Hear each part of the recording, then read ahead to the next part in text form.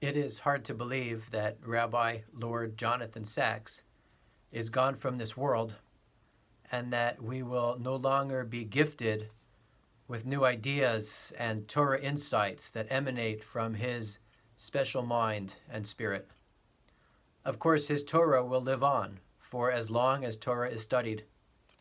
It is not an exaggeration to say that the Jewish world reels as we adjust to, if you will, the presence of his absence.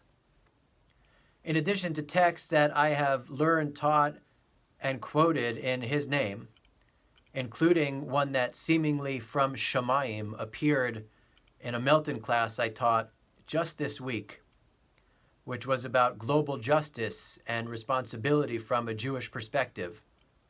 He wrote a book on that. I was not lucky enough to know him personally, but I am eternally grateful to our friends at BRS for hosting a Rabbi's Only session on their campus with Rabbi Sacks. One memory will likely remain with me forever. He said, as I recall, I was working on a talk about humility, how important a trait it is, how it must be emphasized in who we are and what we do. And as I was working on it, my wife came into the room to ask me a question. And I exploded and practically bellowed, Elaine, don't ever interrupt me while I'm preparing a talk about humility. And then he laughed and said he realized how ridiculous that sounded. He put the talk aside and found out how he could be of help. I can only imagine that most of that story was made up to perfect effect, especially as his beloved wife was at that session, as she was at so many of his teachings and worldwide travel.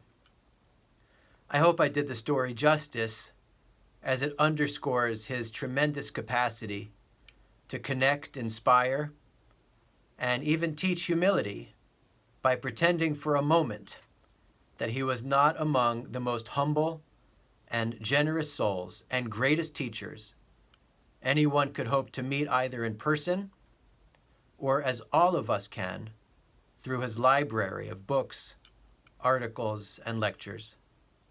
The memory of the righteous is a lasting blessing. Shabbat Shalom.